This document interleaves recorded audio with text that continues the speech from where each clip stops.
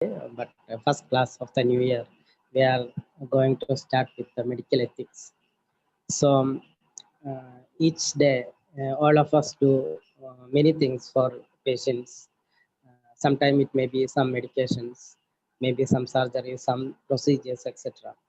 And when anything goes wrong, we will look back, and sometime we may think that did I do the right thing? And we don't have any answers. So from this class of medical ethics, we will try to get some answers for those questions, and also we will understand how we do each interventions for patients, on what basis we are doing all this. So Rajagopal sir will be with us for this session. And as you know, he is the chairman of Bilim India and director of Trivandrum Institute of Palliative Sciences. So welcome, sir, and it's over to you. Thank you, Sunil. That was it exactly. Are we doing the right thing? That is a dilemma that we are going to try to answer about many issues. About some of them, the clarity may be limited because what is ethically right also to some extent depends on what the society thinks right. What's ethically right today may not be ethically right tomorrow. There is one uncertainty that we will have to live with. And especially in our profession, where we are dealing with human beings, not precise machines, unlike engineers. So very often we are brought into a situation where we are not quite sure what is right and wrong. So some of these dilemmas are what I'll try to address today. And hey, Raju, again, Yes, please make me co-host so that I can share the screen. you are, sir. I am not allowed to hear.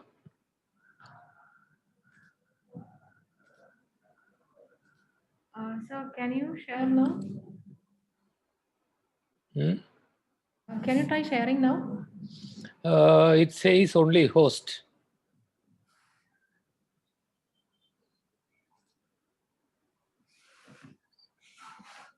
I see that you have made me co-host, so I don't know why this is happening. Let me try again. Okay. So I am going to give you a difficult task. I am going to place myself as your patient with an advanced cancer. And when I am before you, hey, by the way, deviating from the subject a little bit, how do you like the position in which the doctor and the patient are interacting? See my colleague, Dr. Nirmala, leaning forward, listening intently. The patient is clearly in control. Okay, so when I am in that bed and you are on the chair beside me, I will need some treatment. Who will decide, you or me?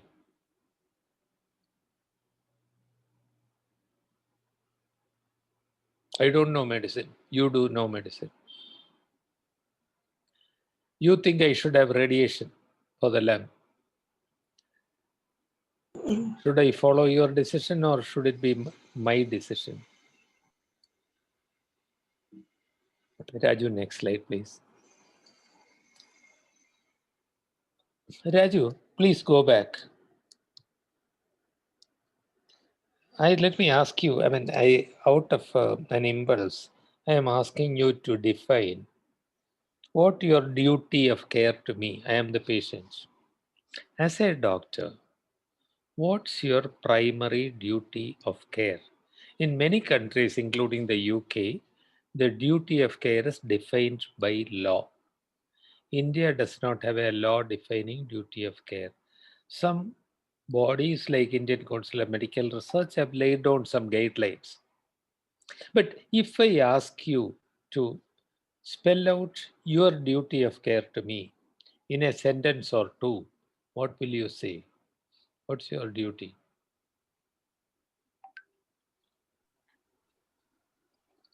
To cure when possible, to care always. Cure when possible, to care always. Thank you, Maha. Very good. Anything else? Anybody?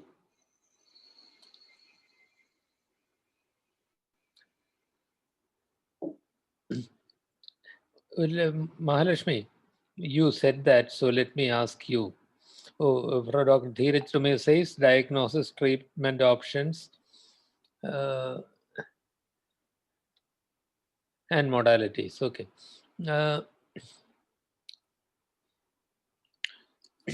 If my disease is very advanced and I am dying, do you have a duty to keep me alive as long as possible, even with artificial life support? If that is your wish.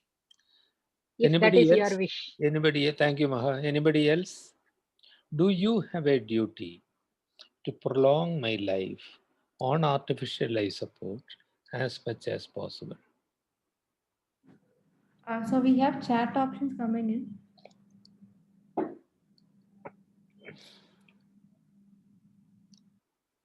Act in the best interest of patients. Patient first.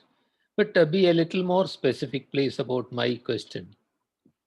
Do you have a duty to prolong my life on artificial life support if I am dying of advanced cancer? To provide information. Nirupa, you provide information. Okay. So you are leaving it to me. Will everybody leave it to me? Dheeraj doesn't think you have that duty. Okay. Raju, next slide, please. This is what the Indian Council of Medical Research says. Raju, has the next slide come on? Yes, sir. This is what the Indian Council of Medical Research says about the duty of care of the healthcare provider to the patient. The duty of care is to mitigate suffering. As Mahalakshmi said, it is to cure sometimes, relieve often, and to comfort always. There exist no exceptions to this rule, which means, Dheeraj, you are absolutely right. It's also to diagnose, but then that's part of what they say as cure sometimes, and also to prevent. True. But when we say there exist no exceptions to this rule, what it also implies is an answer to my previous question. If that artificial life support causes only suffering to me, then when your action in prolonging my life on an artificial ventilator is actually against your primary duty of care. When it's a balance between stretching out the dying process, prolonging life by hours, days, or weeks, and causing suffering, this has to be weighed. And Dr. Mahalakshmi is absolutely right. If I still want it, I am telling you, Dr. Rama, I mean, actually, would you believe it? A patient has actually told me this. She said, Doctor, I don't care what you do. Do anything. Keep me alive till Christmas. Because my son who is abroad will come home on that day. I want him to see me alive. And Maha, so you said it's a patient's wish. So I actually abided by that wish. So when the patient says, keep me alive, And unfortunately, even on ventilator, she died before the son arrived. That's another unfortunate thing. But I did something before accepting her decision. Does she know what it is like to be on artificial life support? I had to tell her that. I had to give her information. This provision of information, Raju, next one please, is what I'll come to now. What Mahalakshmi in her answer highlighted was really the first principle among these four that Raju has put up on the screen. Autonomy. The four fundamental principles of medical ethics are autonomy, beneficence, non-malfeasance, and justice. Non-malfeasance is usually spelt in more than one way, so choose whatever you want to. But these are the four fundamental principles of medical ethics. And the first, it is ordinarily given in that order. The first is autonomy. This is my life. I have more right over this than any of you.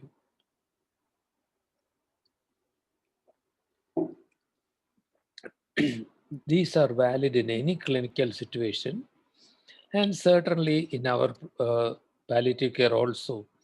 And those are the things that we will talk about now. Let us first begin with autonomy. Raju, next slide. What it means is each individual is master of himself or herself. You may have several degrees, but you do not have more right over me than you. This is my life. I am the ultimate authority. So long as I am competent to take decisions, I take decisions. When I am no longer competent to take decisions, here, even if I can't speak it, if I can write down, then it's my decision. But if I am incompetent to take a decision, automatically the right is transferred to the person that I have already named, a proxy, a surrogate, or to my next of kin.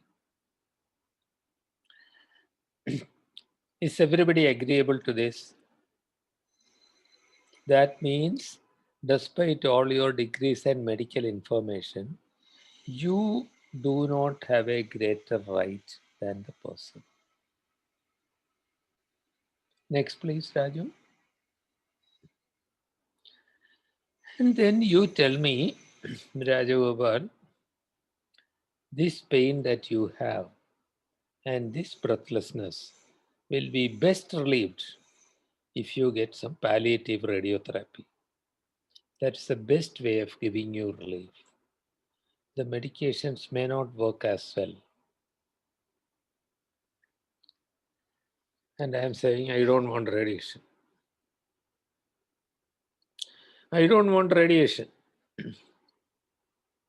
What will you do? Anybody answer that question? What do you think should be our next step?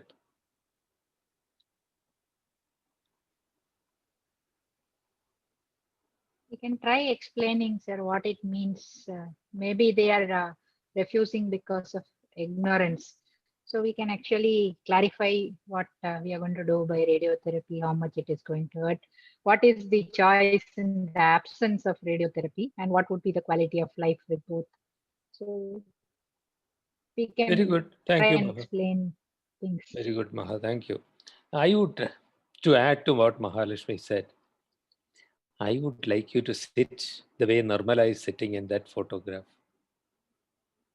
with love and care in the eyes, genuine concern showing for me, not as my antagonist.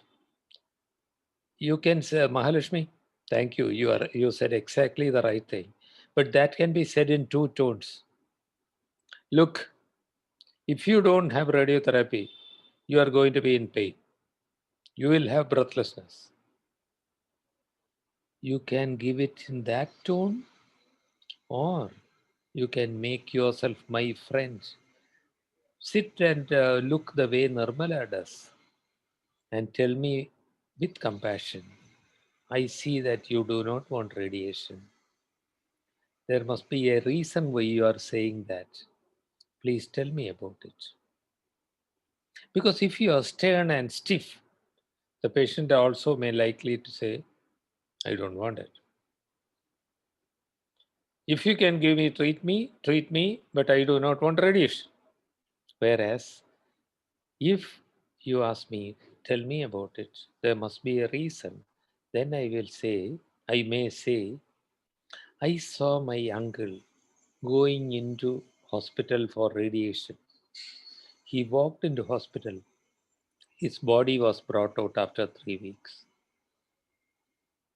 That is his personal experience. And if I have been his friend and he honestly told me that, I'll ask him more about his uncle.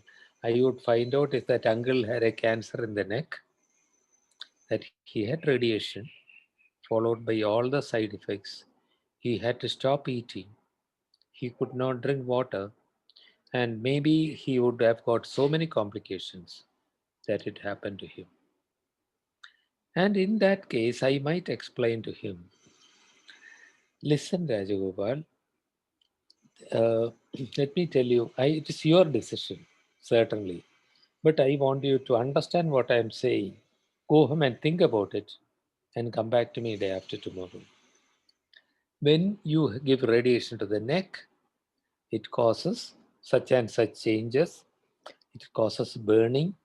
It causes the whole place to be swollen up, and people find themselves unable to eat following that. But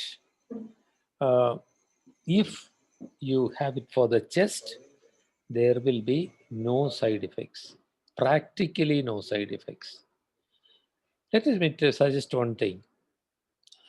If I promise you that you will not feel any pain, that the same side effects will not happen, would you like to try it for a day?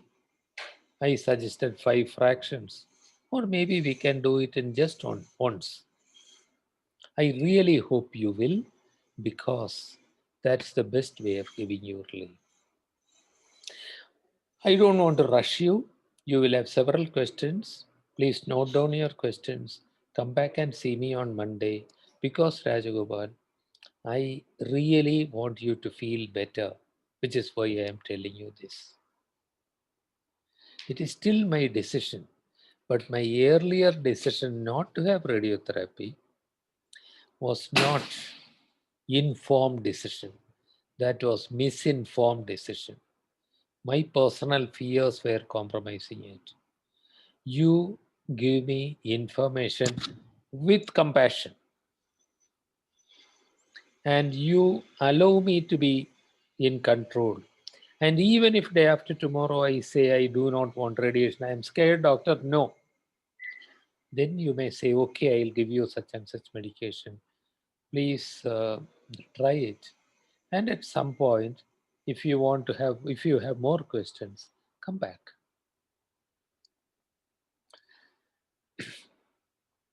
Raju? And wait a minute, there is another issue. You are giving me a choice. Look, this is not the same situation. Suppose you give me a choice. We have actually 2 choices here. We can first do a surgery and then give chemotherapy, which is one possibility. Sorry for the background noise. The other possibility is that we can first give the chemotherapy, let the tumor shrink a little bit, and then do the surgery. That means we'll do the surgery only next month. What would you like? Both are possibilities. And I tell you, Raju, next please. Next please. Suppose I ask you, what should I do, doctor? I don't know. I can't make up my mind. Then what will you say? Will you say, no, I can't decide for you. You are master of yourself. This is your autonomy. That's the overriding principle of medical ethics. I can't take decisions for you. Will that be an okay answer? What would you like to do in that situation?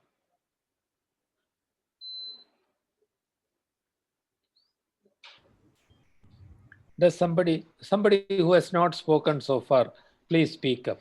Let us have some participation. So, sir, help him to take a decision. Help the patient to take a decision. So what will you say?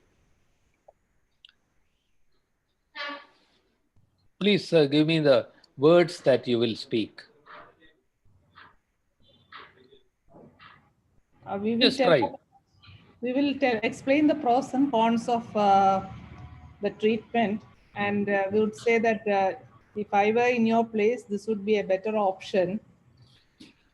Raju, next one, please. Exactly the words that I had typed up there.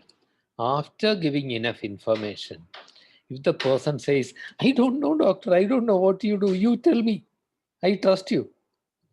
In that case, I would use precisely those words. Thank you very much. If I were in your position, I think I would go for the chemotherapy first. And when things are a bit better, we'll have the surgery. Shall we do that? That is weak paternalism. I am saying this with a particular reason. In our country, autonomy is not usually very much respected. Majority of doctors are autocratic and paternalistic. Here, take the paper, go to room 72, get radiation.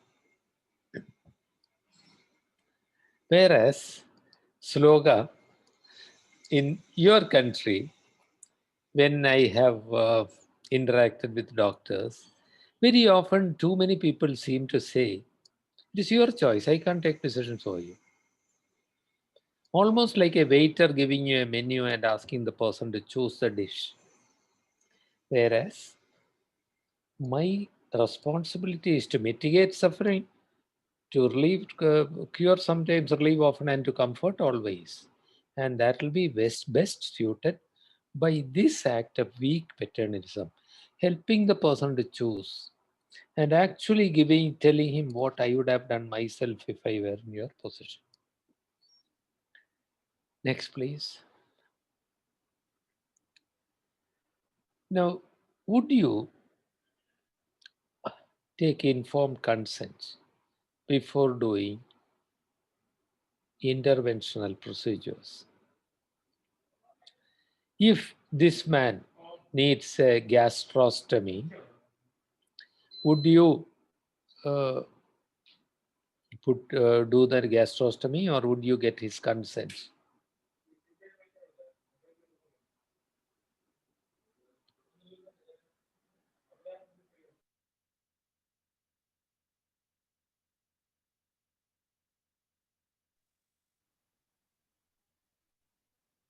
Good afternoon, Kanaka. But without gastrostomy, like without consent, how to do, sir?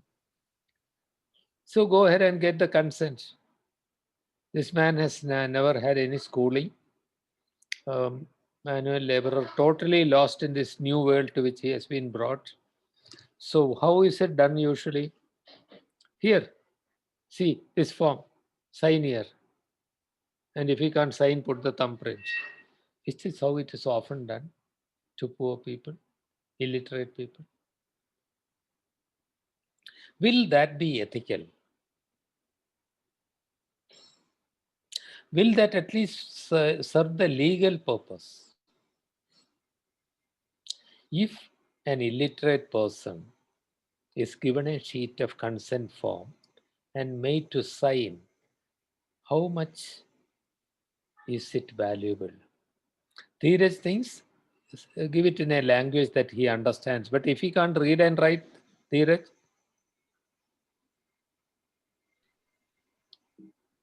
Raju, next one. The ability to give consent should not be assumed. It should be explored before we do. So many people may not be educated, but still they understand issues from quality of life perspective. Dheeraj made a very important point, and Mahalakshmi is validating it, that we must explain in a language that they understand. When I say language, I don't mean between English, Hindi, Tamil, and Malayalam. I mean in words that he will understand. Because even if I use a few technical terms, it means nothing to him. That is primarily most important. But Helsinki Declaration is generally a global standard on ethical matters. And in 2013, the amendment said this. Exactly what Dheeraj and Mahalakshmi are saying. After ensuring that the potential subject has understood the information, freely given, the other words are not very, it would be too long, but we should get freely given informed consent, preferably in writing. But if the consent cannot be expressed in writing, either because the patient is illiterate or because he is unable to sign or whatever that reason, the non-written consent must be formally documented and witnessed.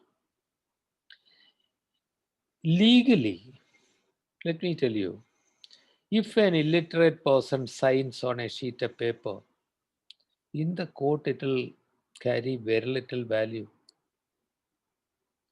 Whereas this will be better. Write it down. Maybe Mahalakshmi writes it down and signs it saying that such and such ways things were explained to him, and he says dash. Preferably in his own words, you write it down and Dheeraj witnesses it. One more person signs it. That will be legally also better, and actually ethically that would be the right thing. Just making illiterate person sign some form is a mockery of ethical practice. Next, please, Raju. Okay, so I am here with my chest pain. Wait, Raju. I am with, that's okay. Leave the next line and then stop.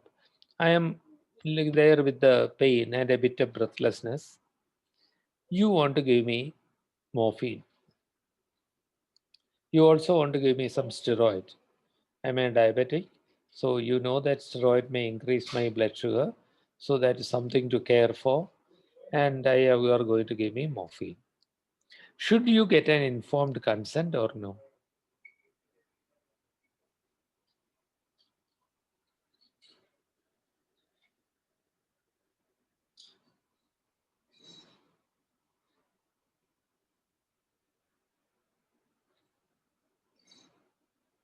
What do you think?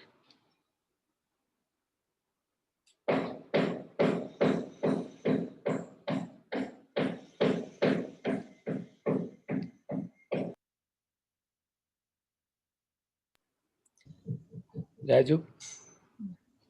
Oh, there's a chat answer. What was that? Mahalakshmi doctor says yes, I suppose. Yes. Well, Mahalakshmi, it depends on whether you are giving a normal practice or something that is above normal. For us, at least in Kerala, use of morphine is a basic medication. It is not anything out of the ordinary, and it is certainly not invasive. Next, please, Raju. If somebody comes to me for treatment, I take it that he is willing for ordinary procedures. And morphine may be tricky because the person may, it has actually happened in Kerala. At least one person went to the consumer court in a private hospital against his wife being given morphine. So the answer is whether the procedure is ordinary or extraordinary. When in UK or USA, giving morphine is a routine matter. You don't need it. Whereas in our context, say in Kerala where morphine is more used widely, maybe it would be considered unnecessary. But if it is anything out of ordinary, we had better get the consent. That's the only principle. I'm not going to be dogmatic and say whether morphine consent is needed for morphine or not. Here is the principle. If the person expects treatment, he is also expecting some medications. And unless they are very invasive, we ordinarily do not think it necessary to take consent. That's the legal norm also. Next, please. So these were the 4 fundamental principles of medical ethics that we talked about. The first was autonomy. That's the only thing that we have talked about so far. We also need to be careful that we follow the principles of beneficence, doing good, non-malfeasance, not doing harm, and justice, equity, and fair allocation of available resources. These are the fundamental principles. We have put in autonomy first. But even if the patient has consented, we will not do anything that is harmful for them. For example, let me bring up this issue.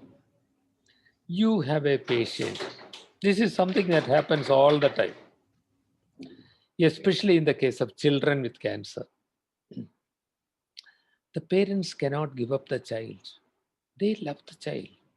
They cannot think or even imagine losing the child. So they say, doctor, please try. Try, don't give up. Try. My son is strong. He will bear it. And then after the 4th cycle, when the side effects have been horrendous and the tumor is not shrinking, the oncologist feels there's no sense in continuing this. We might as well stop the process. And he calls the parents and says, I'm sorry, this is not working. I don't think we should go on with chemotherapy any further. But the parents are saying, no, doctor, don't say that. You can't give up on my child. Please try. Try. Let us try. Giving up is not an option. Try. The doctor has the medicine before him. The vein is there. The patient's autonomy, in this case being a child, is held by the family. Sometimes patients also do this. Patients themselves who are in denial say, keep trying. What is ethically right for that child? What is ethically child? If you respect only autonomy, you should go ahead and do the injection.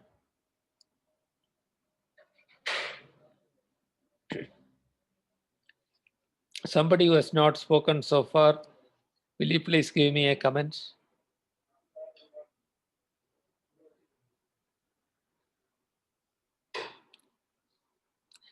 I'm sorry if among the 20 odd people here, somebody has actually gone through that experience in which even my discussion can be very painful. So if there's anybody like that, my apologies. What do you think? Risk-benefit ratio, treating doctor can decide. So Kanaga, if the family says, please give him more chemotherapy, shall I know that it is not being helpful. Shall I violate their autonomy and say, I'm sorry, I will not do it? Sir, I can explain to them, no, sir, that it will not be effective. Yes, yes. Oh, obviously, Kanaga. Very clearly, that must be done. Of course, I've already explained. It has been told to the family repeatedly. Look, this is not working. This is futile. Correct, sir. But the parents do not want to give the child up. Correct, sir. Correct. That is They fine. have their anxiety. Yeah. So if it is themselves, they may take a more intelligent decision. But Yes, in the case of child, it is such emotional pressure on the family. So I agree here. Your primary duty is autonomy. That is true, but it's also balanced with beneficence and balanced with non-maleficence. Just because the parents who now hold the right over the child say do it, you as a physician, ethically, you cannot do anything harmful. You cannot do anything that is not useful. Especially, you cannot do anything harmful. In this case, you know that it is going to cause more misery to the child. So let me give you some clarity on this. There will be individual cases which may be difficult. Sometimes patients themselves will say about themselves, don't give up. I'll fight this. Give me more chemotherapy. And if you feel it is harmful, no law, no ethical principle asks you to do anything that you believe is harmful. This must be very clear to you. You are not to quarrel with the patient. At some point, you will say, I'm sorry. I don't think it's a right thing to do. So I cannot do it. If you want another opinion, I am willing to refer you to another oncologist. I can help you to find another doctor. I'm sorry, I cannot do it. They are going to be angry with you. They will shout at you. But this is the best. I've gone through this situation when a doctor patient did not want to give up, wanted me to do a central venous spanulation and give total parenteral nutrition. I had to tell her that I don't believe this is right. And the oncologist took over and they gave the total parenteral nutrition. And towards the end, they came back to us for end of life care. But I could see from her look and from the family that they did not consider me a friend. It can be very tough sometimes. We cannot always do the right thing for everybody. And sometimes we will have to take these tough decisions. Any comments or shall I go on?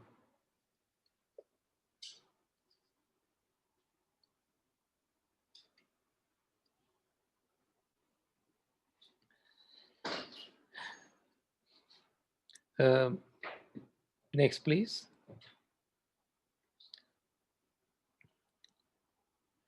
We said we cannot do harm. But you do cause harm very often, don't you? Okay, let us take the case of we have been talking about chemotherapy. Sometimes does chemotherapy kill people? The cell count falls, they get a terrible infection, and the patient is lost. In the case of chemotherapy, we do cause harm to some extent.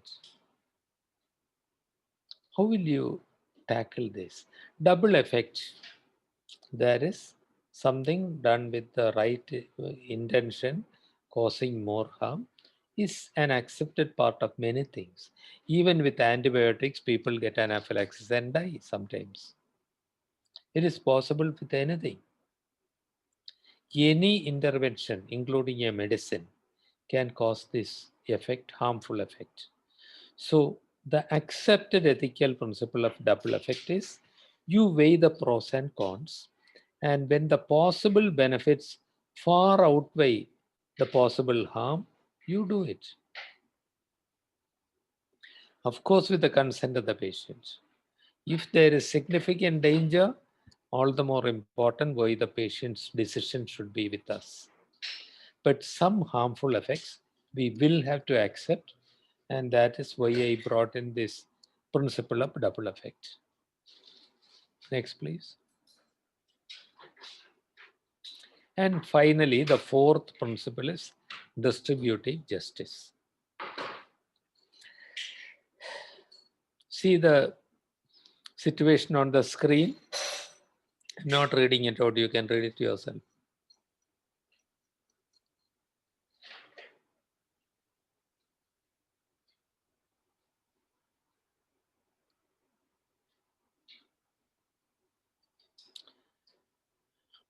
He has come back from the oncology department. There's a tumor here. It's an nasogastric tube. The oncologist wants to see if it is eroding into the cranium. He will have to modify his treatment accordingly. We do fund some treatment for patients. Right at the moment, we have a patient for whom we funded a paid caregiver to stay with the patient. We got her bilateral eye surgery done so that this blind woman, after 4 years, could see her son again. We do that kind of thing. In this case, what is right?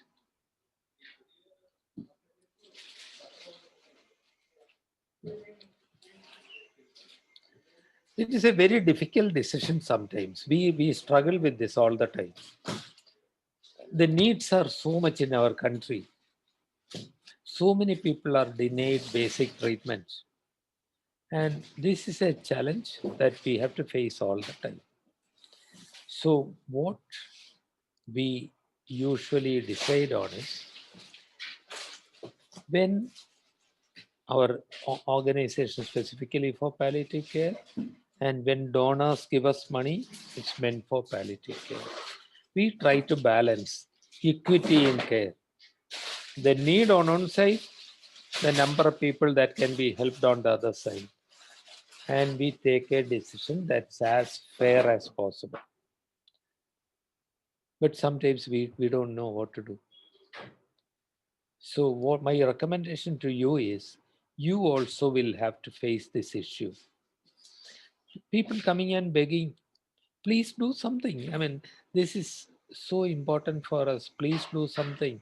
You are the only ones for us. There is nobody else in the world who will help us. His life depends on you. Sometimes when we are in doubt, what we created was, we create an advisory group. We call it our Committee for Applied Ethics. If there are difficult ethical decisions, I as a treating doctor will not take the decision. I will refer it to a committee. So my recommendation is, we mention so many ethical principles. Sometimes you are in doubt about what to do. Have some trusted advisors. Okay, we formed a formal committee. You may not do that, but you may want to ring up somebody and ask for an opinion. Somebody who is not emotionally involved with the patient will have to take a decision, because your view is colored by the patient's suffering, which is a good thing, but doesn't help with decision making. Are you all comfortable with that?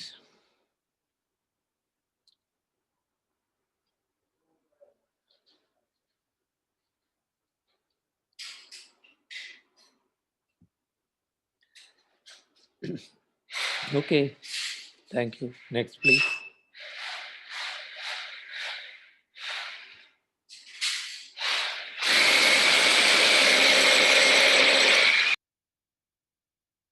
Yeah, my apologies.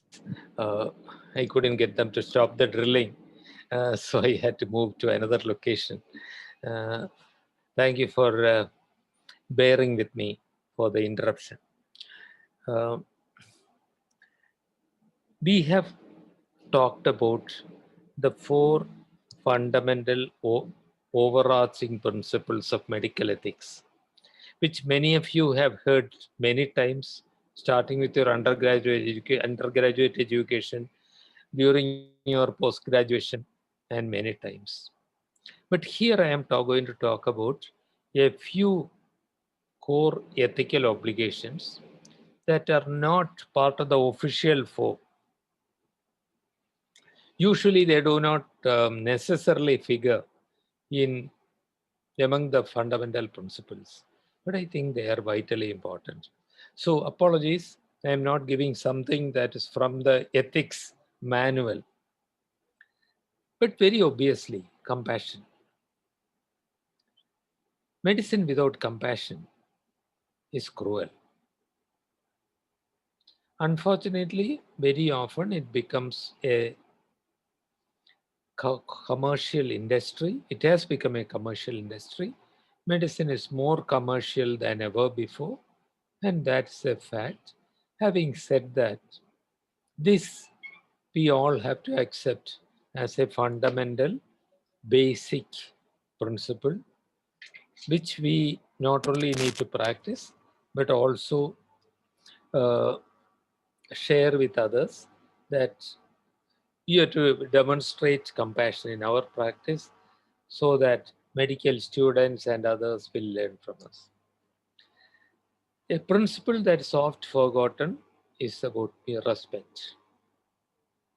I say this because, especially in our country, with the doctors holding so much of authority, where patients and families very often do not know their rights,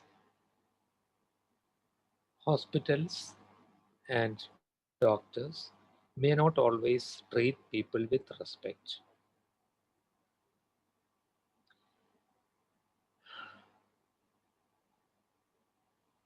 One principle that I try to follow, there are 24 participants here. I am sure that every one of you is superior to me in some way.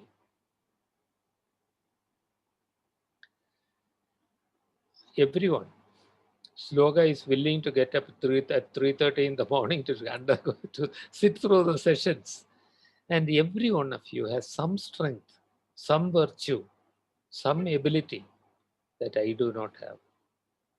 And that knowledge helps me to treat everyone with respect. Why do I say that? It's easy for me to show you respect, but when I'm treating somebody, the problem is I am in a position of power and the patient is in a position of zero power. Look at that woman lying there, abandoned even by her own family. She is totally deprived of power. And I have the power of my medical knowledge, the power of my uniform and stethoscope hanging around my head, and the whole medical system behind me. Ladies and gentlemen, wherever there is power, there is a tendency to abuse it. And it holds true here also. We may tend to get to abuse our power by shouting at patients, by treating defenseless people with anger. And it is necessary for me also. I also forget sometimes. I get irritated. And I have to keep reminding myself that you do not have a right to treat any human being with disrespect. And in the context of palliative care or any healthcare, I think that's an important part to mention. And third is about being non-judgmental. Some patients are very nice to you. Dr. Rema, how you are so kind. Thank you very much. And saying that thrice a day, you absolutely fall in love with that kind of patients. Whereas somebody else is always morose, almost barking at you. Why are you doing these things? And that kind of behavior. Without knowing it, we may become a little biased. We don't like the angry patient. We don't like the grumbling, grouching patients. And that is something that we must warn ourselves against. I had this man all alone in the government hospital where I was working. He had had an amputation for a peripheral vascular disease. He had little money, hardly was eating, and in the evening, he would bribe one of the relatives of other patients to bring him some alcohol and have it. Time for discharge, nobody comes to take him. We, with difficulty, located some family far away, called them up. They said, no, we are not coming. and put the phone down. We got through to the local postmaster because they are always reachable, and got some to connect him with somebody, a panchayat member. And the panchayat member on the phone, oh, one leg amputated. Send him back here. We'll break his other leg also.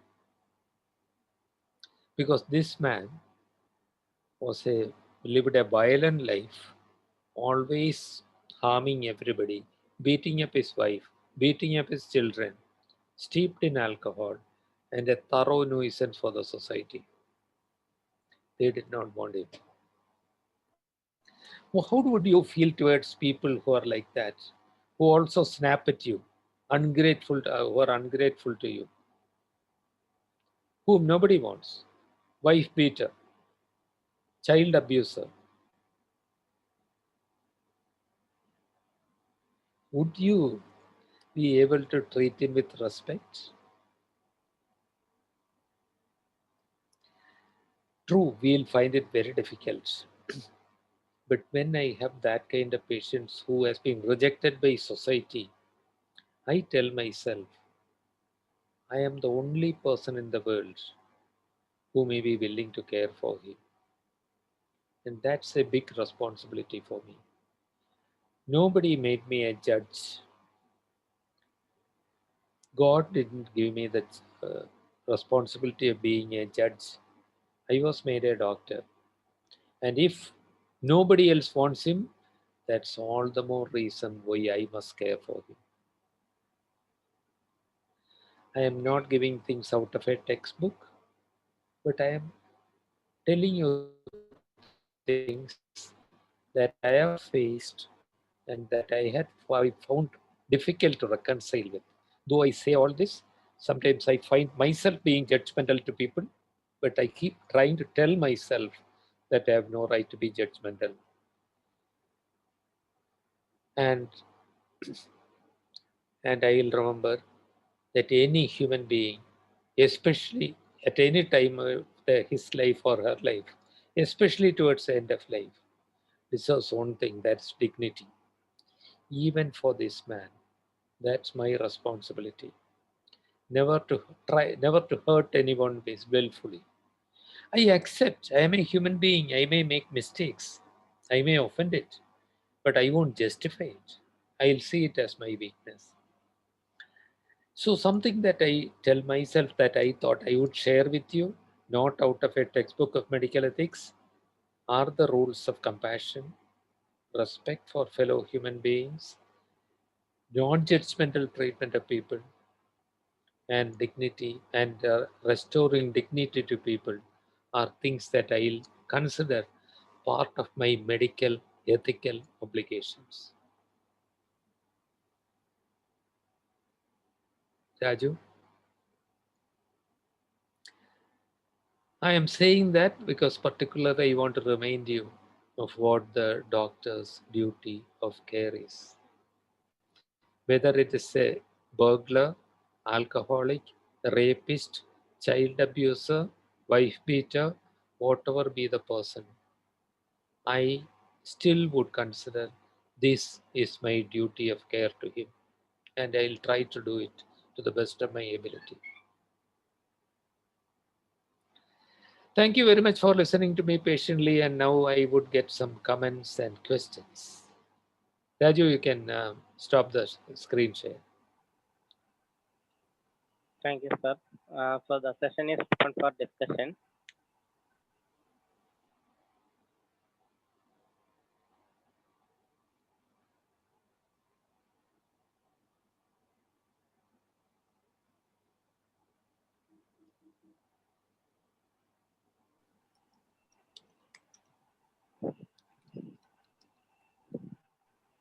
Any questions or comments or your experiences?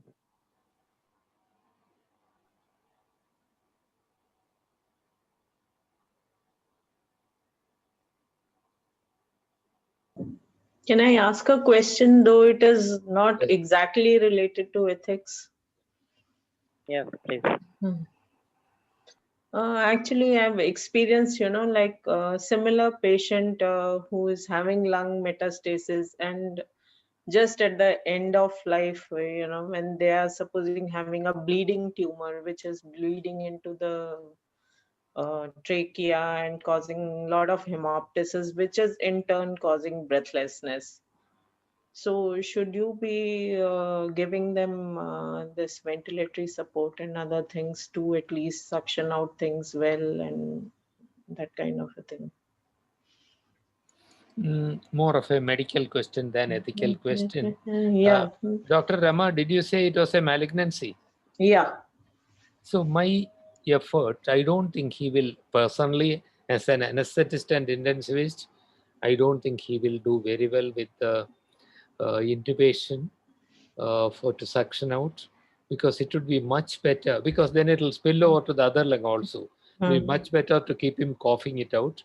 But we should all remember that for hemoptysis and malignancy, the best way of achieving control over that, of course, we'll try medicines, including ethamsulate.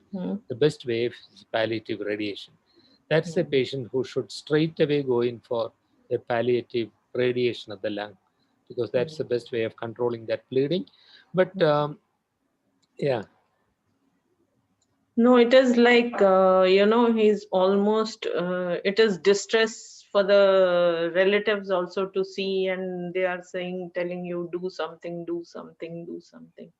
Like immediately at that time, because palliative radiation may also take time. Dr. Rama, in that case, I will give the medications like drugs to increase platelet addition by like ethamsulate. I'll explain to the family that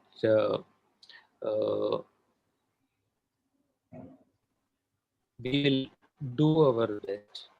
We have given the medicines. Let us hope that it will control. But I will not intubate his trachea, Dr. Kanagan. Thank you. Dr. Rama, sorry. Thank you. Parul, you seem to be ready to ask a question. Or did I read your face wrong? No, sir, I actually wanted to share a story. I had, and this happened like years ago, back home in India only. So I was also working as an anesthetist, and probably I was in ICU being a part of the code blue team. So we had a patient, recurrent brain tumor, operated multiple times, but it would come back. So at that stage, the neurosurgery people told we are not going to operate her anymore. She was tracheostomized with multiple times infection. She would get admitted again and again. So many times the child had a cardiac arrest. It was a child, like 7 or 8 year old girl. And so many times she had cardiac arrest. We were involved, revived her back, put her back on ventilator. Now, there is something which I saw in the family. Like, the parents are working, but spending a lot of time in the hospital. The mother was a teacher who actually left the job to take care of this child. There were two more kids to take care, which were being ignored because they are completely into the care of this child.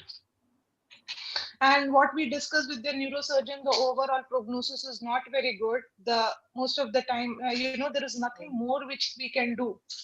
So probably what I did is I spoke with the parents. Why do you bring again and again and other things? And they, she already suffered some hypoxic damage, repeated cardiac arrest. So I spoke with the parents, that you are spending a lot of time with these children. What about the other children? So they told, no, we love this child. We have a guilt that we are not doing enough. And, if we give up, probably we are not good parents. So, there was a long discussion with them, and it's like what I told them is it will not, you have to focus on the other children who deserve a fair life, who deserve your attention, and who also, you are spending a lot of money here in this hospital without a hope of a good outcome or a long life for the child. So this was a discussion. I spoke to them, spent quite like 1.5 hours. And what I heard in the next time, that the next time child had a cardiac arrest, the parents told we don't want to resuscitate this time. And I happened to meet them. They told that, what you told was it really struck us. And we knew that she would not survive a long time, and we were ignoring our family, our profession. And now we know that, we have to really take care of the other children. And we are free of the guilt that we did not do the best. I told him, you already did your best. So I don't know whether I did right or wrong, but this is something which was actually never discussed with them. And they had a guilt that if we don't resuscitate her, we are not good parents to, who are not done everything what we could do. Parul, I'm glad that you thought from the patient's point of view and you thought from the siblings' point of view, which few people do. I appreciate that. My only additional comment is, Yes, sir. maybe what I would have done, Yes, sir. not to resuscitate. Yeah. They may still come to you, because how can they watch the child being breathless at home or having convulsions, some problem? They can't handle it at home. They are coming to us, and there we will give the appropriate care. Our duty of care is to relieve suffering, to cure, and when possible, in this case not possible. And this is the situation where we would discuss in early, and we would tell family, we will certainly take care of her, but if her heart stops, we should not revive again. Our effort will be to keep the poor child comfortable. So rather than ask them not to bring the child back, I would say give the appropriate care. And appropriate care is do not resuscitate management here. Yeah, sure, sir. Sure. Thank you, sir. We have Sunil, sorry, 5 p.m. We have overshot by 5 minutes. So we will move on to patient story, which will be presented by Dr. Mahalakshmi. So Dr. Mahalakshmi, over to you.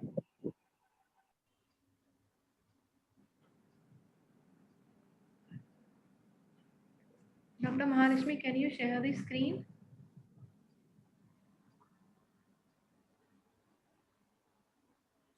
It's a little long story, so I want you to put up with it. And it also deals with some other aspects of palliative care other than cancer. This is the story of baby B. And I had first seen her when I was a MCH pediatric surgery resident. Can you hear what I'm speaking? Yes, doctor, you can continue. Yeah. So I saw her when I was first year resident in MCH pediatric surgery. That time the baby was 18 hours old. That was way back in the year 2003. She was a first-born term neonate, good weight baby. She is from non-consanguineous marriage. Antenatal period was uneventful. Even though ultrasound was fairly widely available at that time, the mother didn't have any antenatal ultrasound. And her pregnancy went reasonably okay. She was born in a PHC, and baby was quite well at that time. A lot of anomalies in the baby. First and foremost, he saw was there was no umbilicus. The cord was attached to some quite oozy lesion which was there in the lower abdomen. There was no lower abdominal wall to speak of, no genitalia, no anal orifice. He just didn't know what to do with the baby other than just cut the cord and suction and all that. And this is what was the lesion, right? A lot of things, right? This is how the baby looked at that point of time. So he sent the baby to the nearest district hospital, and from there it was sent to the Apex Hospital for Children, that is in Chennai. So when the baby came, this was the lesion. What we did was the experts evaluated, both surgeons as well as neonatologists, and they called that as extrophy bladder. That means the anterior wall of the bladder is missing.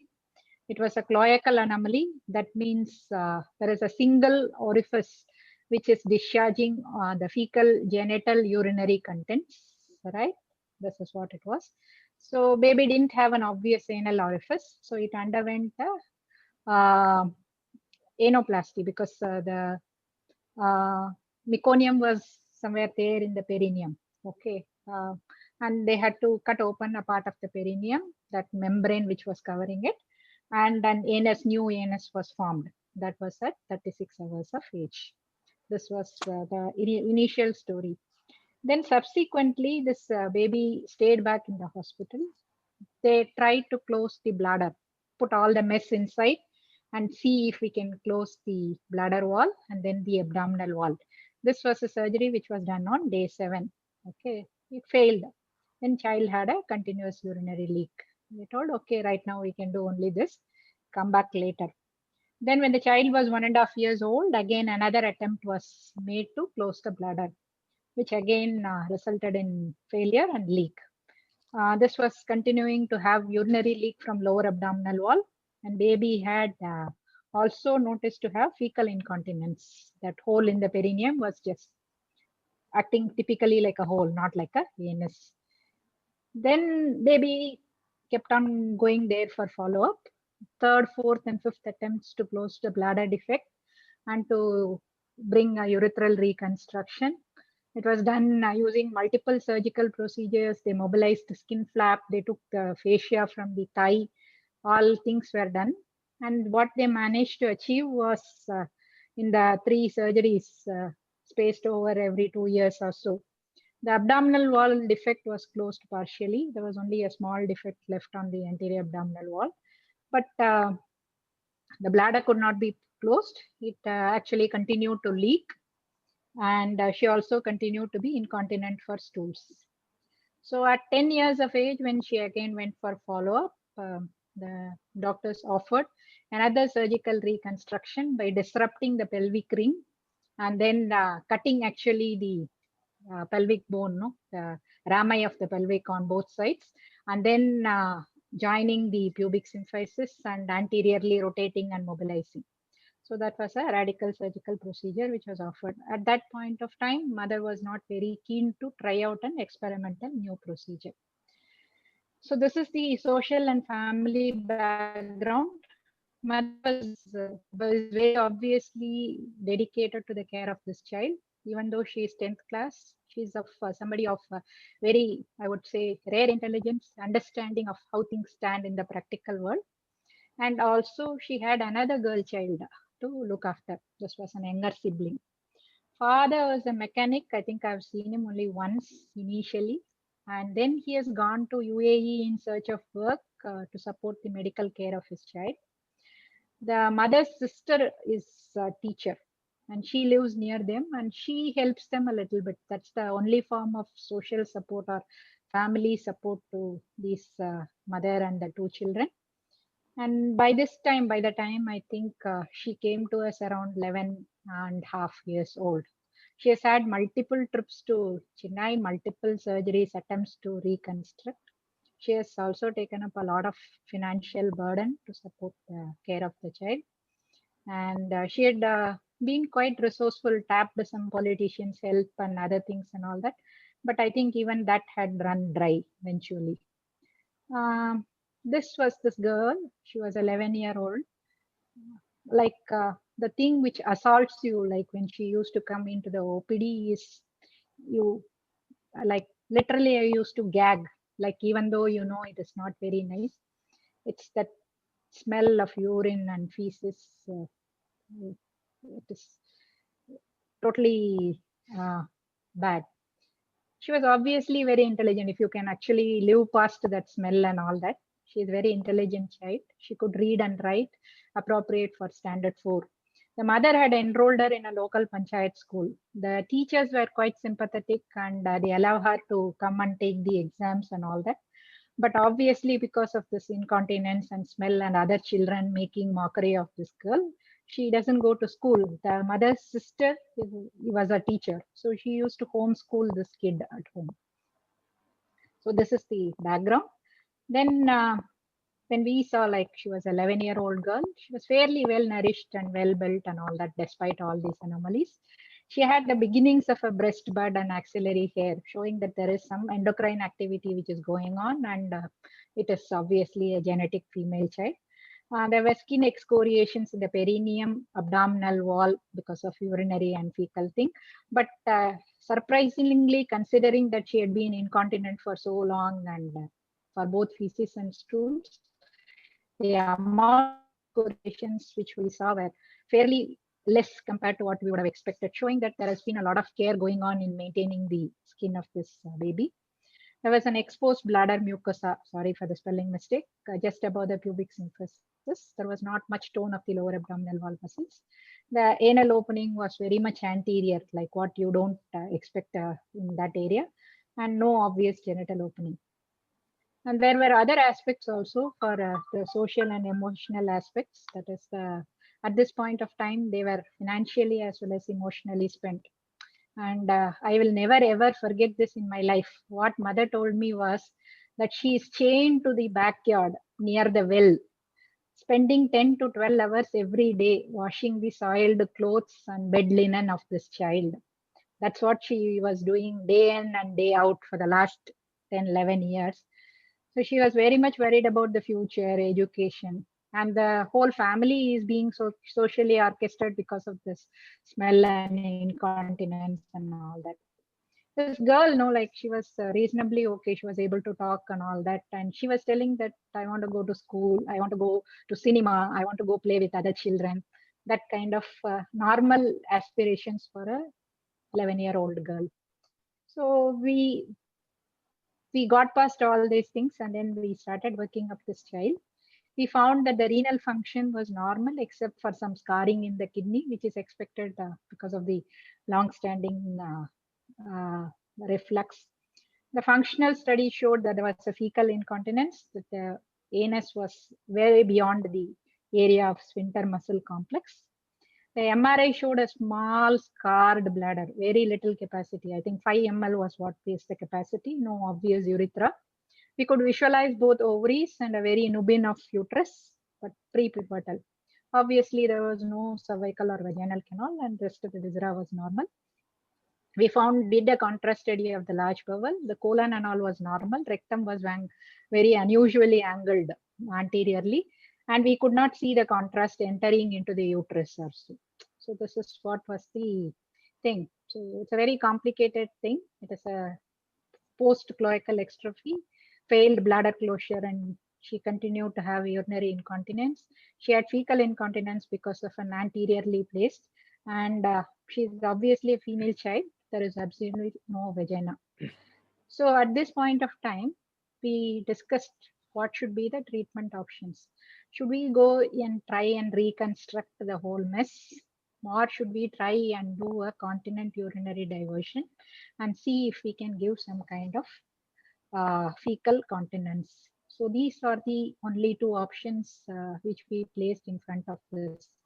So I leave this at this point of time. I want you to consider, first and foremost, is do we really need palliative care? And if so, what is the best solution we can offer?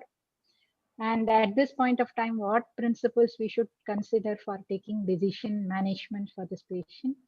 What does beneficence means here? When does treatment become more difficult to live with than disease? Who gets to decide, because she is an 11-year-old girl? What is the role of informed consent? What other factors the physician has to take into considerations? And what support is available for us to take decisions in such cases? So at this point, I leave this for discussion, and the case is open. Thank you, Dr. Mahalakshmi. Even though we just now went through the principles of ethics, very difficult to apply those principles here. So I think we will directly ask what are the ethical principles involved here.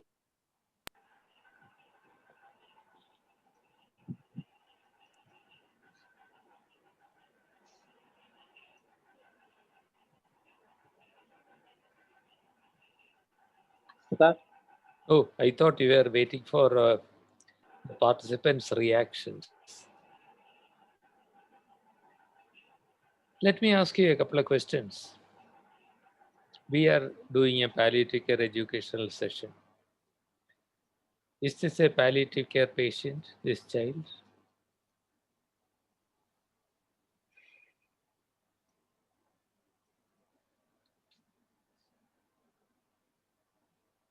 Mahalakshmi, Yes, sir. Oh, I thought. I see a half smile on your face. What do you think? Is this a palliative care patient? Yes, sir. I thought that's why we brought Yes. this case for discussion. Nina also says yes. I asked the question, Mahalakshmi and others, because in most countries, major disabilities are not included under palliative care. The most generous description was given by the Lancet Commission of 2018, and even there, disabilities are not included. Uh, that's why, that's the reason perhaps, is that unlike in our countries, in Western countries, maybe disabilities do not cause so much of suffering. There are mechanisms in place for rehabilitation, etc. That's one point. So, Nina, I totally agree. If somebody is in health related suffering, we will do our best. Most emphatically, yes. The second question arising here is one of autonomy. Whose right is it? The child is not an adult. It is a family, right? But would you like to ask the child what she wants? The fact that legally the next of kin is responsible, the parent is responsible for taking decisions, that's legal. Ethically, in a child who is capable of saying what he or she wants, we certainly need to inquire about what the child wants. And here is a child who is full of life, who wants to go to school, and that is fairly typical. Yeah, unless we get involved a lot, talk to the children at the school, people with disabilities are not usually accepted. This problem of the children, other children making fun of somebody with a limp, somebody who is deaf, etc., is very common. People who are blind get more compassion and empathy, whereas somebody with a limp or some major disability, especially with the smell, that's understandable. And that's also the one of the things that we keep asking. We do is try to talk to. We have an educational support system. We talk to the children. We ask the teachers to talk to the children, engage them, tell them about disabilities and how compassion is necessary. And very often the children themselves take the initiative to be sort of auxiliary guardians. But leaving that alone, one issue is here the surgical issue, Mahalakshmi. Uh, Sometimes what happens is you have a very complicated surgery on your hands, which may endanger life. So you give all the choices, and the family says, "No, no, we don't want to risk our child's life." How we communicate it will have to be really sensitive. The child needs a chance. If you can do a corrective surgery, what would I have done? What more would I have done? I would have said that leaving the child without the surgical option is horrendously cruel. What will happen when the child attains menarche? Uh, so that is out of the question. We will have to get the surgery. I would talk to, ask the teachers. I would get our social worker or myself to talk to the teachers, to talk to children, make the children accept such a child, make the children take pride in accepting such a child and be shown as an example. In such a situation, it is not palliative care to get such a major surgical procedure done. But I told you about the blind woman who needed surgery who did not have a home of her own. We put out calls on social media, and somebody from a Gulf country funded her treatment and even a rented house for her. Those are things that we do. But I talked first without getting the audience interaction, because as I already told Raju and Sunil, I have to leave in a couple of minutes to join another meeting. So I wanted to say what I had to, but Mahalakshmi, you really brought out a very, very difficult issue. I also see that you all have supported the family, understood the patient's problems. You have been compassionate. You have treated the child with compassion. You have treated the whole family with compassion. And that is more important than anything else. You have done your best. You cannot possibly make the child normal.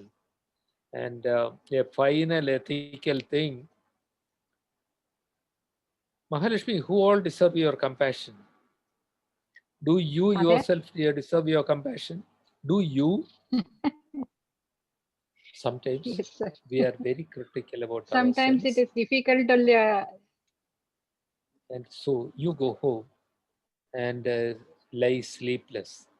One of the things that we have to understand, sometimes we come across ethical dilemmas which are beyond our ability to handle. And that's okay too. At that evening, Mahalakshmi will have to go home and look at yourself at the mirror and say, Mahalakshmi, you have done your best. You are only a human being. This is all you can do. Mahalakshmi, this was very emotionally challenging for you. I can see that. My respect to you. And I'm telling everyone here, especially in our country, with the positive resources, you will come across very difficult situations. And please tell yourself, you also need to be compassionate to yourself. And you have to accept that you are only a human being. You cannot solve all problems. You will have to try your best and be satisfied with that.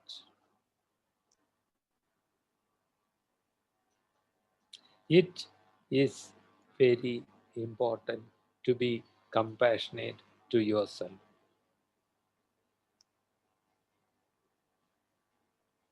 Thank you. I know 4 minutes more left, Sunil. I really must leave and get ready for the next one. I'm sorry that I'm leaving you. Mahalakshmi, thank you for that very touching experience that you shared with us. Thank you, And sir. thank you everybody for the participation. Pardon me for leaving a bit early. And I apologize for the earlier noise and disturbance in the background. Thank you, sir. So, Dr. Mahalakshmi, your thoughts Yeah. on this patient, because you might have thought about this. Actually, there are few issues I brought this up, sir. Like, even though this was a congenital anomaly which was trying to be corrected, what would benefit this patient? At this point of time, better to give her a continence, less of smell. We don't have to go sometimes for heroic reconstructive surgeries. Allowing a clean diversion, continent diversion would have been which would give her some amount, at least 2 hours she can be without smelling. What we did was we actually corrected the anal position so that she got some amount of continence, and we did a continent urinary diversion, putting the urine into the colon, and which can be catheterized so that she could get rid of the smell and go home. We left the opening. Actually, we did a scopy and we found that the vagina was opening, not vagina, the uterine cervical canal was opening into the anus. So we left that undisturbed because we could not possibly correct that anomaly without much thing. So what we ended up giving her was a reasonable amount of fecal continence. Like if she gets a bowel wash every day, she will be able to manage for 24 hours. We gave her a pouch so that she could catheterize and empty it once in 2 hours. So she could go home to school, and during the intervals she can do. In the meantime, that all this, we also told her that we are not trying for any radical reconstructive procedures. We are only trying to provide the best possible diversion so that she can carry on with life. We spoke to that girl and we made her understand that she will have to take the responsibility of catheterizing herself or keeping herself clean and all that. She actually took that. We also had a social counseling and all for the family. And we could tap into some local resources. We spoke to the local MLA, and without diverging into much of these things, but we actually tapped into some resources and got some money for covering the surgical procedure. So that's what we did. And definitely we did not put any advertisement in the newspaper saying that please contribute some money for it. That is, I think, is a totally unethical act which many people resort to. It comes, you keep seeing advertisements in Hindu and all. So and so is having this. Personally, I think we should not be doing all that. So at this point of time, beneficence means trying to do just enough so that she would, her outcomes would be achieved. Definitely not trying in to go for more radical procedures, that is non-maleficence. Taking into account what the wishes of the student, so that is, and also the family, that is autonomy, and maintaining confidentiality, patient-doctor confidentiality, ensuring that there was some amount of justice. But the overarching principle in the entire thing was restoring dignity of the child and being honest in the entire communications. So this is a case which exemplifies, I think, most of the ethical principles. And the other thing which we did was we formed a multidisciplinary team. I'm a pediatric surgeon. We got the urologist, we got the gynecologist, we formed a team. We also took this to the senior people in the hospital. We requested for an audience from senior professor of surgery and also medicine and humanist. So we got all three people who involved in that. We presented this is our issue and we took their suggestions on what to be done. Then we did the surgery and we had counseling sessions and we are keeping her on follow-up. Now Bhuvneshwari has attained menarche. She is menstruating through the anal orifice. She has well-developed secondary sexual features. It's 4 years almost in surgery. She is doing well, no recurrent renal infections or so. She is not smelly. She is able to go to school and she is continent for at least 2 hours for urine. And she has to take bowel washes once or twice a day and she keeps herself dry. And mother is rid of washing the soiled clothes in the well in the backyard. That is what it is. The Dr. follow-up Nina of is this case. asking whether she was depressed or any counseling was given. Yeah, we had counseling sessions for the child, but she was fairly cheerful of despite all these things. That is what was very striking. She was not very depressed. I think that their outlook was, they were hopeful for something to come, like they were not very desperate kind of thing. She was not depressed. She was reasonably okay. So what are the complications that you expect in this child? Whenever we actually go in for this kind of continent diversion, already she has an anorectal problem. So you're taking away part of the bowel and making it into one bladder where the urine can hold. So that can worsen the incontinence sometimes, that is there. When you have any kind of urinary procedures, you can have recurrent UTIs and the kidney function can get affected as the time goes on, GFR will keep falling. So that's another thing.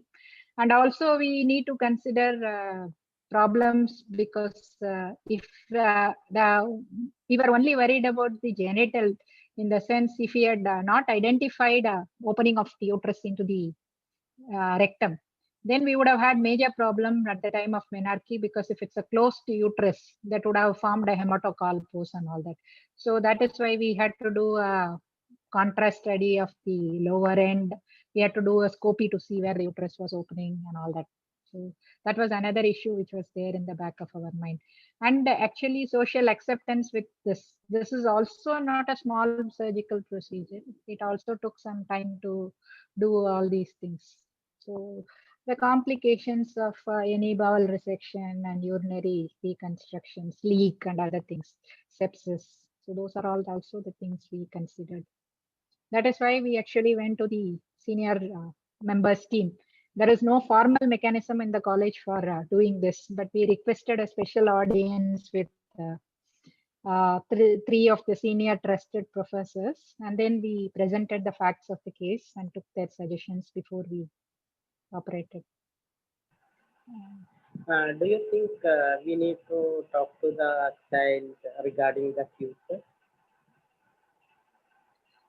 Yes, we need to tell her what is in store for her. Like she's not going to become almost normal. Like we had to tell her that you would have a reasonable semblance of normal life. You will be able to take care of yourself. You will be able to take care, at least move around the society. You can go to school, college, get some education, make yourself productive member of the society.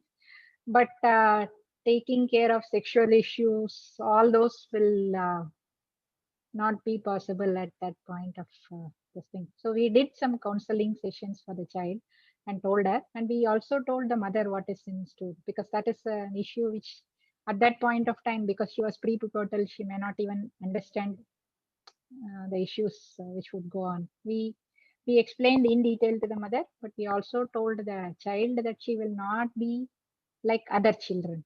She will be better than what she is currently, but she is not going to become normal. That is another thing we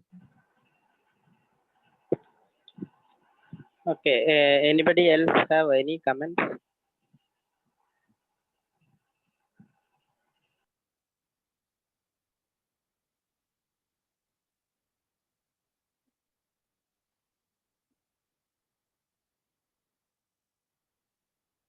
Actually, the other issue we wanted to bring out was in our country, there is not much of a social security system for such people. Like if they came to us, if we could do something for her and we could sponsor the treatment through somebody, we did that. But if it is not, what is the normal mechanism for such people to tap the healthcare system is another thing, which is a very depressing state of affairs if you think about it. What do I do if I'm not born normal? Do I have to just live with it, or will anybody take out of pity that somebody will do something for me, or I will be as a valued member of the society? That becomes a bigger question. Sometimes you keep thinking about what do we do when we encounter such children.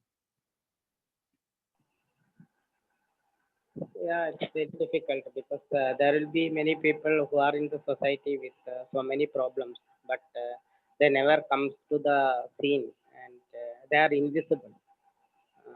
So only when somebody with some interest identifies them, then only they will come to the surface. Otherwise, they are invisible, and there will be many. So it's our society and healthcare system is like that. So I don't think for this type of child, even professionals may not do much things because of many things involved, maybe expertise and the recurrent need of surgeries and complications, etc., etc. So, but this child was lucky enough, and she could live almost a normal life because of your effort. Actually, three things we need to look at when we are trying to look at issues. One is our clinical competence. What decisions we need to take clinically? What is the overarching principle for him? Is it to provide continence? Is it to provide normal continence mechanisms? Is it social continence or anatomical continence we need to look at? The second one is the technical competence. Even if you decide that you need to do something, whether you can do it or not. And the third one is the ethical competence, what Sir has told. So whether we need to do. That's the third principle. No, we need to take all three into considerations to do.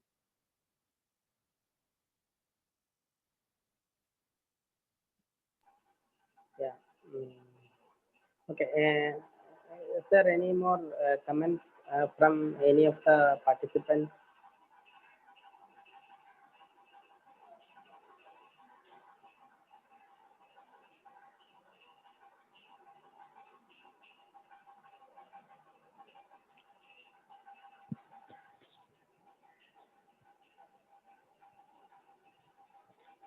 I don't see anybody